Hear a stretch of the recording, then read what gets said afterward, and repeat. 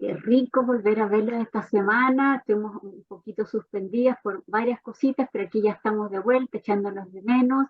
Y gracias por todos los mensajes. Yo también los tuve entretenido ahí con unos cuentos antiguos muy bonitos que habíamos leído anteriormente. Así que saludarlos. Mi nombre es Cecilia Marras de Yo Soy Digital. Estoy con mi querida Trini Siles y Diana Mazoura acompañándoles. Y no puedo dejar de mandarles un saludo a Linda Fineman, que es nuestra nueva auditora, a Mauricio Golo Duke, que le mandó un lindo mensaje a la Trini, cómo incorpora el personaje, se mete, cómo ella se mueve en general, le encantó a Mauricio, así que gracias por darte el tiempo y escribirle a Trini. Un saludo muy grande a Elda, que se operó de sus ojitos y bueno, gracias a Dios puede escuchar los cuentos exactamente igual. Y a Ilka. Ilka me pidió encarecidamente mandarle un saludo a las educadoras seniors de Senama de profesores jubilados. Es un voluntariado que se llama País de Mayores, que empieza ahora en julio y que lo están esperando con muchas ansias todas las educadoras seniors de Senama. Así que un abrazo a todos ustedes y que nos sigan escuchando y suscríbanse también a nuestro canal. Y ahora le doy el paso a Trina. Adelante, Trina. Gracias, amigas. Me encanta volverlas a ver y obviamente a todos los radioescuchas que van detrás nuestro y nosotros tratamos de motivarlos con lo que podemos. Hoy les traigo un cuento de una autora que ya leímos y que conocemos mucho en Chile, que es Isabel Allende. Extraje un cuento que se llama El huésped de la maestra y está en una colección de cuentos que se llama Eva Luna, que se publicó en 1989. Y el cuento va así. La maestra Inés entró en la Perla de Oriente y a esa hora estaba sin clientes. Se dirigió al mostrador donde Riadi Alaví enrollaba una tela de flores multicolores. El comerciante sacó su pañuelo blanco y se tapó la boca. ¿Cómo dices, Inés? Lo que oíste, turco. ¿Está muerto? Por supuesto. ¿Y ahora qué vas a hacer? Eso mismo vengo a preguntarte, dijo ella, acomodándose un mechón de cabello. Será mejor que cierre la tienda, suspiró Riad Alaví. Un minuto. Riad Alaví y la maestra Inés se conocían hace muchos años y por tal razón fue a él a quien acudió ella para contarle que había matado al asesino de su único hijo con un machete de picar cocos. Alaví era uno de esos vendedores viajeros que ofrecían sus mercancías, su rumbo fijo, sin rumbo fijo, un emigrante árabe con un falso pasaporte turco. La tarde en que él llegaba a Agua Santa, un grupo de muchachos traía un cuerpo sin vida a su madre. El hijo se había metido en un terreno ajeno para recoger un mango y el propietario, un afuerino a quien nadie conocía por esos lados, disparó un tiro de fusil para asustarlo. Desgraciadamente le dio en la frente. Fue Alaví quien descubrió su vocación de jefe y se hizo cargo de consolar a la madre y de organizar el funeral del chico. Después de esta hazaña, decidió quedarse a vivir para siempre allí. Entretanto, el homicida escapó del pueblo con la intención de no regresar jamás. Todos los habitantes taponearon la casa del fugitivo con mangos, transformando la vivienda en un fósil de dimensiones prehistóricas. Ese hijo era el centro de la vida de la maestra. Lo formó con un pensamiento claro y un corazón bondadoso. Alaví había instalado su almacén. Se casó, enviudó, se volvió a casar y ganó prestigio y fama de hombre bueno. Por su parte, Inés educó a varias generaciones con un cariño tenaz hasta que la venció la fatiga. Entonces le cedió el paso a otras maestras. Dado que se aburría, Alaví le aconsejó a su amiga convertir su casa en una pensión Y fue allí también donde le dio muerte al hombre que había reconocido como el autor del tiro a su hijo y del cual Alaví secretamente, con la ayuda del médico del pueblo y 4 jóvenes que ella había educado, se hizo cargo del cuerpo. Metieron al infeliz en un saco de lona. Se dirigieron al lugar donde muchos años antes el hijo de la maestra había recogido un mango. Depositaron el cuerpo en un hoyo que cavaron a los pies de un gigantesco árbol abrumado de fruta. Riad Alaví dijo una breve oración musulmana porque no conocía otras. Esa noche se reunieron todos los involucrados a comer en casa de Inés. Allí donde un matador colombiano acababa de perder el hígado, en ese lugar. Al despedirse, Riad se sintió viejo. La maestra le tomó las manos. Gracias, Turco, le dijo. ¿Por qué me llamaste a mí, Inés? Le preguntó él. Porque tú eres la persona que más quiero en este mundo y porque tú debiste haber sido el padre de mi único hijo. Es un cuento precioso, redondito, que da una vuelta. Tiene una introducción en la que va presentando a los dos personajes, eh, Inés y Riad, dos íntimos amigos, a quienes los unía no solamente un cariño enorme, sino también este secreto que contamos en el cuento. Y ese turco que representa a tantos otros que llegaron a América en un momento dado. De hecho, estoy tratando de recordar un cuento de Ángeles Mastretta en que también habla de un turco. De alguna manera, los autores latinoamericanos se hacen cargo de la realidad que les tocó oír o tal vez experimentar. Entonces, Isabel Allende aprovecha estos dos personajes y nos lleva a los lectores de la mano para que nos adentremos en el gran problema y en el asunto que nos tiene a todos metidos, que fue justamente una venganza en la que ella ubicó la justicia para la pérdida de su único hijo. Su único hijo, ella era, no sabemos si viuda, quizás separada, pero tenía solamente un hijo a quien adoraba. Había sido además la maestra de toda esa generación, por tanto era querida por todos. Hay acá una esencia latinoamericana de cooperación de un pueblo que en el fondo hace justicia por sus propias manos, ¿no? Eso está muy mal visto en términos jurídicos, pero muchas veces sucede. Y aquí también. ¿Y a quién acude entonces Inés? Al turco. Y ese turco bueno es el que actúa como un padre, como el padre de ese chiquillo que pudo haber sido su hijo, pero además apoya a esa mujer permanentemente, ¿no? Y se va dando entonces algo que es también muy rico, que es esa amistad entre hombre y mujer, y que después de tantos años ellos mismos se dan cuenta que debieron haber sido pareja, pero sin embargo fue mejor que fueran íntimos amigos. Este es un cuento propio, no diría en este caso del realismo mágico, pero hay mucho de esa realidad latinoamericana que tratamos de exportar al mundo y dar a conocer, porque son circunstancias como las que narra en este caso Isabel Allende, que nos permiten conocer de cerca la vida misma de estos pueblos que se llevaban a cabo. Muy bien, Vivi, yo te cedo la palabra y después la retomo. Gracias, Lini. Bueno, buenos días a todos. Sí, nos reencontramos con Isabel Allende y nos reencontramos con Cuentos de Evaluna, ¿no? Que es el volumen donde se publica este título que es El huésped de la maestra.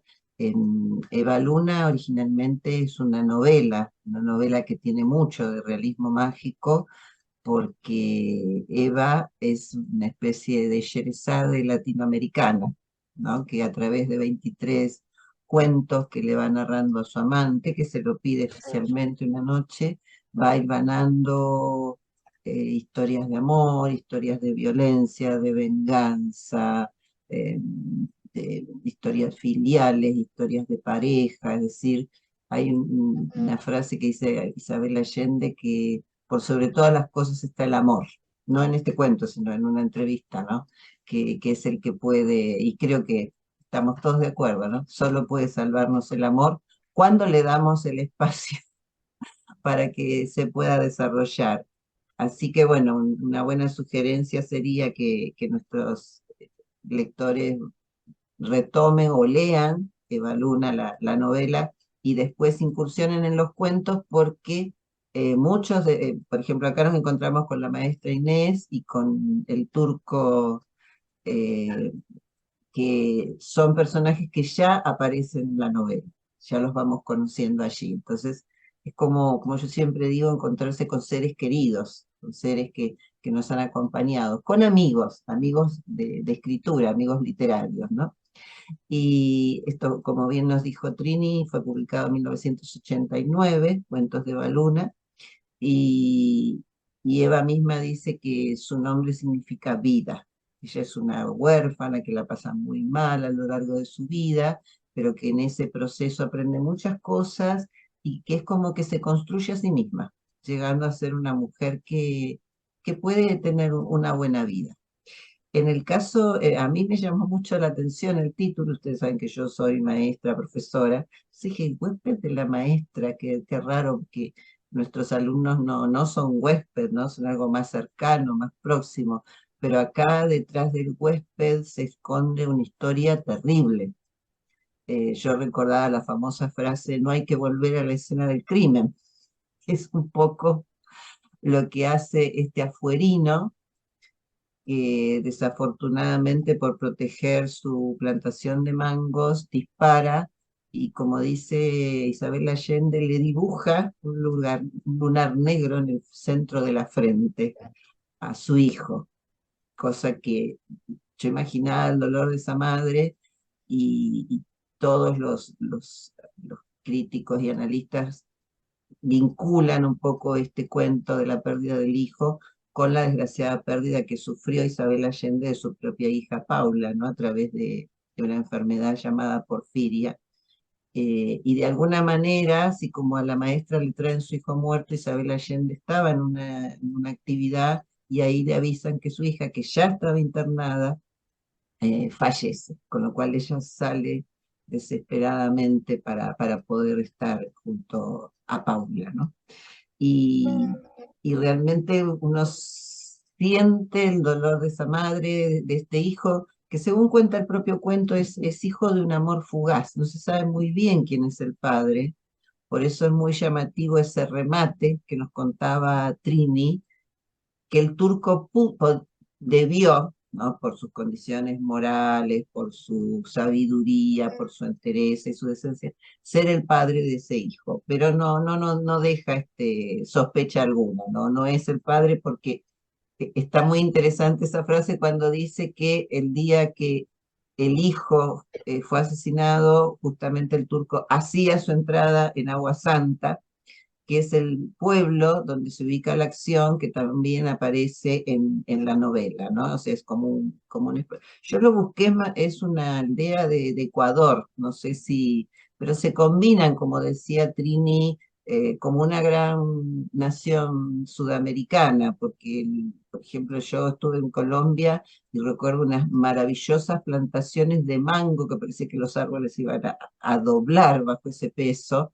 O sea, el mango es muy representativo de toda la zona subtropical y tropical de nuestro continente, así que es como que va hilvanando en esta historia del huésped de la maestra diferentes problemáticas que voy a tomar en la segunda parte, que tienen que ver con la sociedad latinoamericana y que han cambiado tal vez o han mejorado un poquito, pero no del todo. Así que, bueno, le dejo la palabra a Ceci y después continúo contándoles. Gracias, Vivi, gracias, Cris. A mí me llamó la atención que todo un pueblo solidariza con la maestra. ¿Y por qué solidariza con la maestra? Porque, bueno, aquí dice que todos le iban a confesar sus problemas maritales, los niños iban a confesar o a contarle muchas cosas. Ella sacaba a los niños a veces cuando a un niño que sacó porque lo habían tomado preso porque estaba borracho y ella fue y era hasta más poderosa que la policía porque sacó al niño sabiendo que el niño no era para ponerlo en la cárcel, entonces lo sacó y esa solidaridad de que ella era escucha, psicóloga, doctora, de todo un poco, el pueblo solidariza después con ella, pero solidariza desde un inicio. Cuando fallece el niño, todo el pueblo llena de mangos la casa de este señor que había disparado. Y sepultaron prácticamente la casa, se llenó de mosquitos, de bichos. Entonces, la población, a su modo, solidariza con ella desde un principio. Eh, También me llamó la atención que Riyad Alaví sale corriendo de la escena del crimen y va a hablar con la gente, pero no dice exactamente qué va a hacer en el cuento. Pero después se nota de una manera muy disimulada que le dijo a todas las personas que tenían que hacer, parece que harto una vida como de que el pueblo estaba haciendo cosas, riéndose, el burdel que había llamado a la policía porque iba a dar una fiesta, un poco enredando que esto iban a pasar con el cuerpo del fallecido y que nadie se diera cuenta, cómo el pueblo solidariza con esta mujer. Lo encontré bien impactante porque a lo mejor alguien hubiera dicho que no. Y por supuesto que el disparo no fue a matar, dice tan súper bien el cuento, no fue a matar, pero justo le dio a este niño, pero tampoco hubo justicia de la ley propiamente tal. Al no haber justicia, ella toma justicia por sus manos. Así que un cuento bien interesante, me gustó en el sentido de que un cuento claro, tranquilo, me gustó la solidaridad de la gente, pero me impactó también. Así, ¿qué te parece, Trina? Adelante con tu segundo comentario. Y bueno, se tiende a descalificar mucho a Isabel Allende, diciendo por todos lados que es una imitadora de García Márquez, que quiso ella eh, quizás agarrar una fibra del famoso realismo mágico. Y yo la verdad que lo que creo que hace Isabel Allende es parodiar la naturaleza. Claro que leyó a García Márquez, fue uno de sus grandes maestros de escritura, no cabe duda como lo fue para muchos otros autores, pero ella saca de la literatura su propiedad y le da un giro muy original. Muchas veces se sitúa en Chile, porque aquí vivió, pero después, como en el caso de este cuento, lo hace en Latinoamérica. Ella vivió muchos años exiliada en Venezuela y posiblemente pudo haber sido en Ecuador, ¿por qué no? Pero también en Venezuela, ¿no? Pero adecua esta historia en esa zona y se sumerge entonces en la vida cotidiana de ese pueblo y conoce la relación que hay entre estos dos personajes tan cercana, pero introduce un espíritu muy latino y muy propio de nuestra identidad. Por ejemplo, el tema de los mangos, ¿no? Simboliza un sentido mágico también, porque claro, el niño quiere robar un mango y finalmente por una desgracia del destino termina asesinado con un golpe en la frente, pero muere, pero después se pudre mientras no se hace venganza, pero cuando se logra realizar esa venganza porque han encontrado al asesino, vuelve a surgir ese fruto del árbol y está repleto de mangos. Incluso hay olores, hay sabores, hay una situación vital allí. ¿Significará que era el niño que estaba volviendo a vivir? Quizás no, pero eso es lo que ella explota con este tipo de presencias, ¿no? De lo tropical. Y también está el sincretismo. Pensemos en ese árabe que era Riad, un hombre maravilloso, además de una generosidad y que se hacía cargo además de las tragedias ajenas.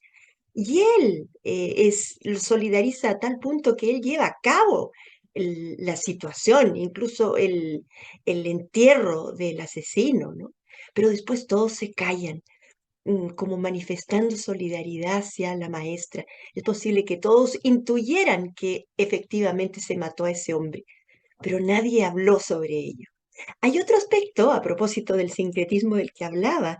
Él es árabe, llega a Latinoamérica, se instala su negocio, se hace muy amigo de todos, se siente cómodo allí porque siente que tiene una misión. Pero él en el momento de enterrar al hijo, eh, él reza en su idioma, reza en su lengua de origen, y a los demás no les importa nada porque finalmente es una oración dirigida al Altísimo. Y eso también es muy propio de Isabel Allende, ¿no? Recuperar esa esencia, recuperar esos secretos que de alguna manera hablan de nosotros mismos.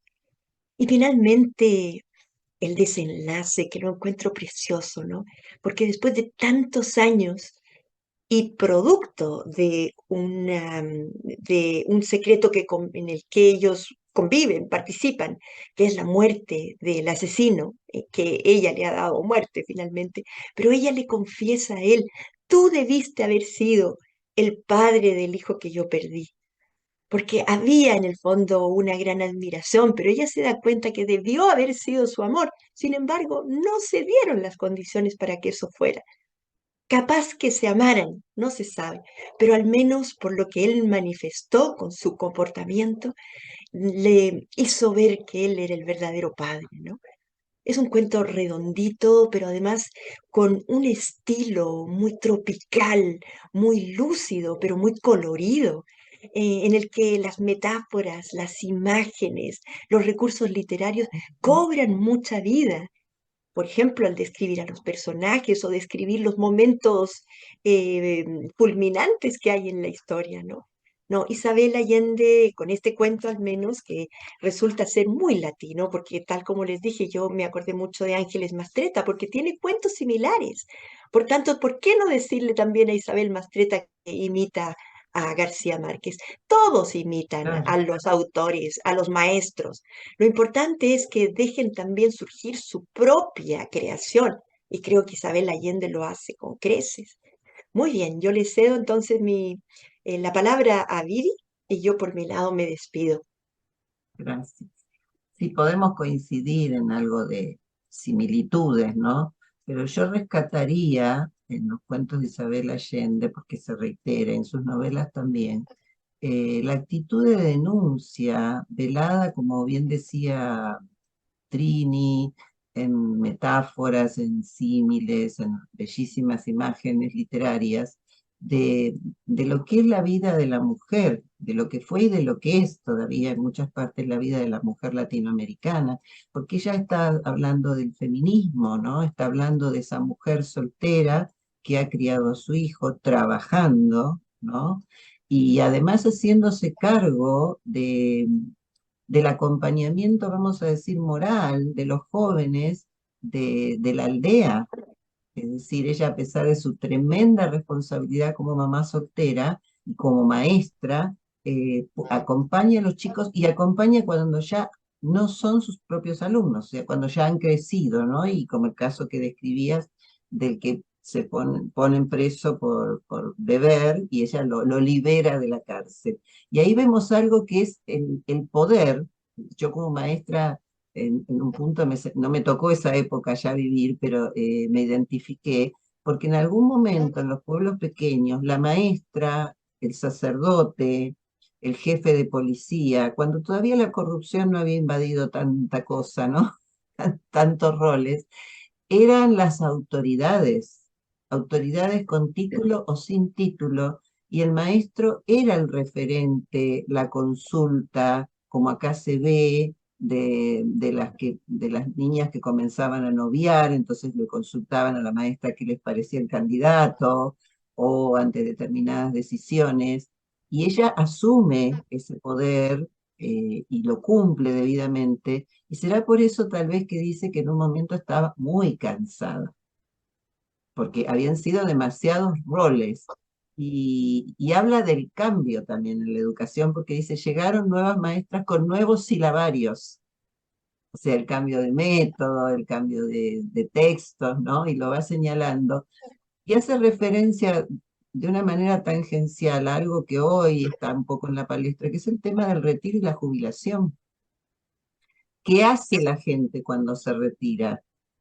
Porque ella le dice, estoy muy cansada, le dice a su amigo Alaví, y él le dice, no, estás aburrida, tenés que hacer algo. Claro, una mujer con tanta energía, que siempre se repartió en distintos roles, no podía estar echada mano sobre mano. Y así le sugiere que ponga una pensión, ¿no? Ahí aparece la mente del comerciante, cosa que ella no tenía.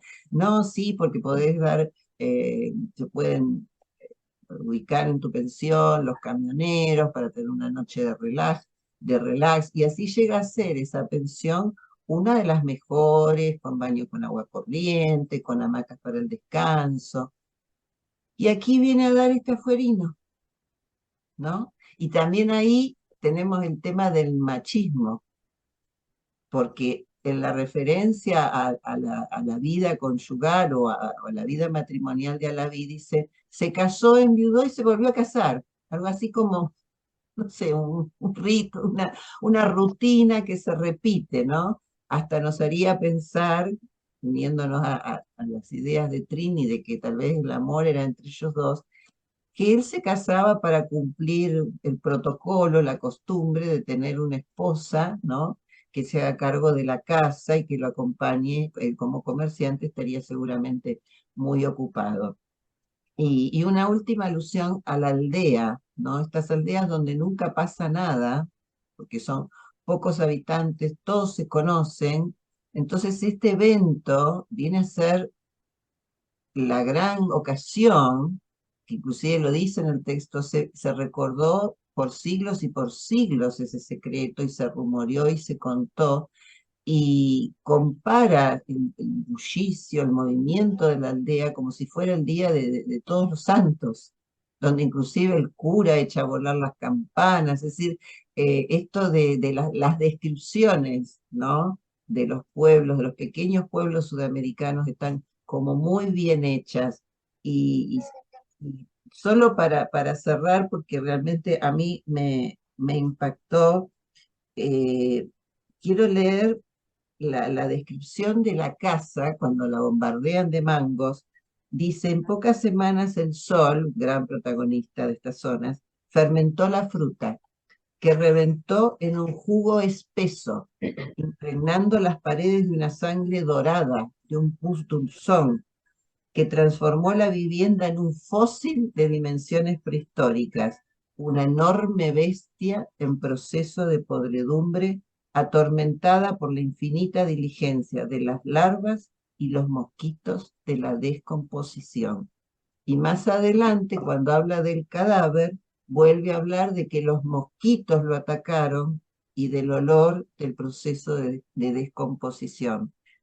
Pero cuando logran enterrar al asesino, se huele olor a mermelada. O sea, como algo más agradable, como que se le ha puesto un cierre, como que se ha endulzado el dolor de esa madre, que al menos en su mente se siente bien porque logró vengar a su hijo. Léanlo porque se van a encontrar así con perlitas de este estilo, pero a cada paso. Gracias. Gracias, Vivi. Bueno, y el cuento finaliza como lo contó Trini, que hasta la muerte de la maestra recién se pudo liberar el secreto y los liberó a todos. Y ahora él lo pudo contar. La verdad que bueno, porque hubo un cierre, por lo menos de parte del pueblo y de él hubo un cierre. Y en el cuento también sale que él quería llamar a la justicia, él quería llamar a la policía, pero ella le dijo que no.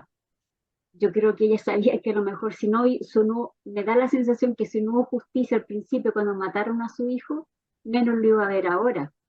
Así que, pero me gustó el cuento porque hubo un cierre de liberación del pueblo, pero yo creo que este cuento, si fuese verdad, por ejemplo, que pasara realmente, es un cuento que iba a durar para toda la vida en ese pueblo.